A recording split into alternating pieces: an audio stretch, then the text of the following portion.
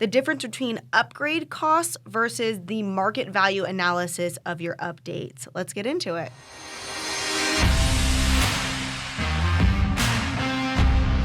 I'm Heather Olivoni with the Tom J. Krieger team. I'm here with Jill Paddock, and we're going to be talking today about what it costs to put something in versus the value that you're going to get out of it when you go to sell your house.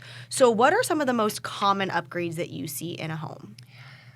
I would say we see a lot of new countertops, a lot of flooring, paint, and things like that. Things that people put in the home, they've bought it, it's a little outdated, they decide to bring it a little more modern. And what does that mean sometimes in regards to the value? So say I were to take a kitchen that had basic countertops and I put something in like quartz or marble or stainless steel. Would I get a dollar for dollar return on that? No, you're absolutely not going to get a dollar for dollar return. If you had, basic Formica countertops that were really popular in maybe the 80s and you replace it with granite, absolutely you have added value to your home. You are not going to get a dollar for dollar return because there were countertops there that were functioning. You just chose to, again, bring it a little bit more modern and a little more current. So you'll definitely see some added value, but not dollar for dollar.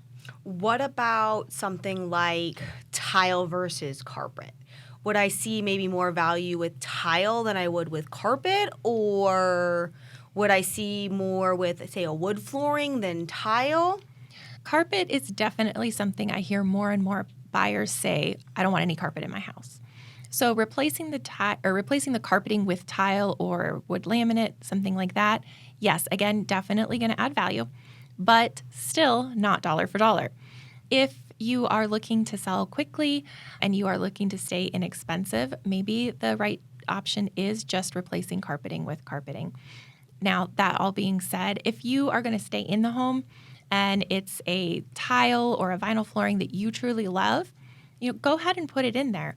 But again, it's not going to be a dollar for dollar. You're doing it because you enjoy it and you're going to get years of value for yourself and your family out of it. Absolutely. And so that takes us into what would you consider an update versus an upgrade? I'll tell you what I think, and then you can share with us a little bit about your opinion because Heather does quite a few of our market analysis for us. So if you are doing an update, you kind of like what you talked about, taking it from a Formica countertop to what is currently on trend with the granite or the quartz. If you're talking about an upgrade, maybe you're putting marble countertops or you're doing travertine floors in a neighborhood that is, most commonly you are seeing the traditional granite and ceramic tile floors. So you have to be careful when you're doing that. If you want to do it because it's something you love, then by all means, go ahead. It's your house. But you've got to keep in mind that the future buyer of your house may not be willing to pay that additional cost because the upgrade may not have that value to them. Hey everyone, we want to interrupt this episode to let you know that we are a Keller Williams Southern Arizona franchise. We are also realtors practicing equal housing. Now let's get you back to the podcast. I'm glad you actually mentioned in a specific neighborhood because that's where we struggle with a lot of valuations is, well, someone says, I did all of these upgrades to my house, which is amazing when you're living in the house and you're staying in the house. But when you over upgrade in a neighborhood that is maybe for a first-time home buyer or a very family-oriented neighborhood, those incoming buyers are not going to be able to see the value of the upgrades that you did. Therefore, you over upgrade for a neighborhood, which can then cause your valuation to be a lot lower than you were expecting it to be because it is more of a personalized upgrade rather than a more generic upgrade. And that is the other struggle we see is we see very extreme personalization in homes where you do very fancy murals on a wall or a la Modern Family Lily's bedroom.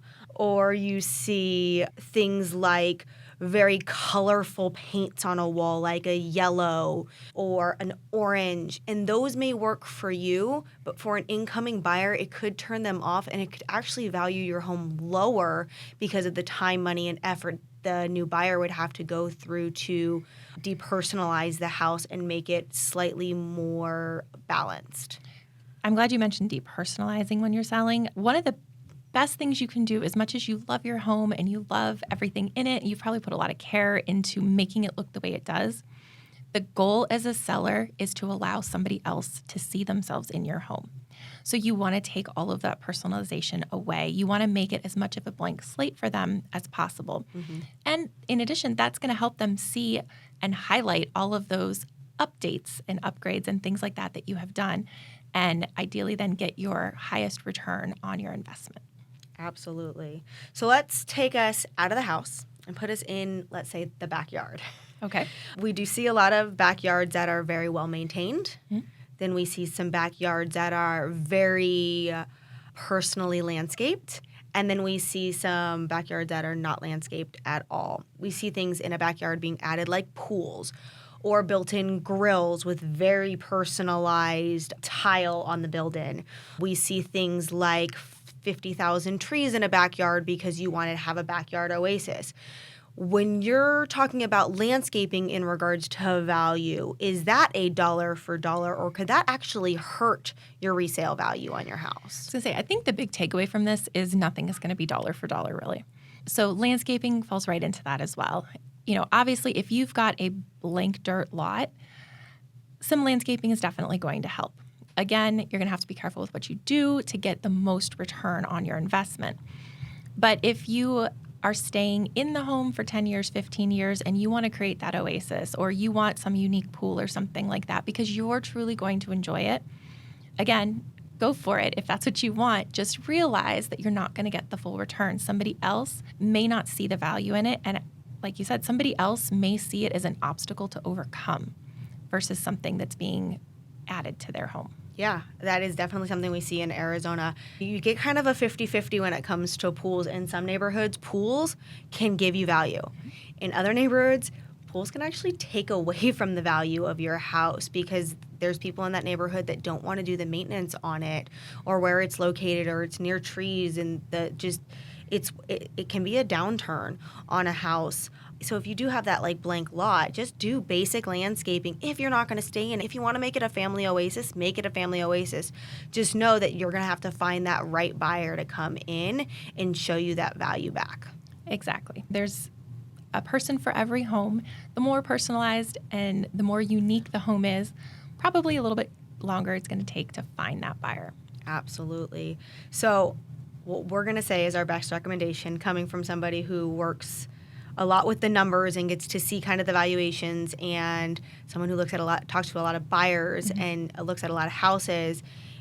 If you are not sure of what the value of something being updated, reach out to your real estate agent. Your real estate agent's going to be able to tell you in your area what a cost analysis of something that could look like after X amount of years to help you make a very educated decision when you're going to maybe do an update versus an upgrade.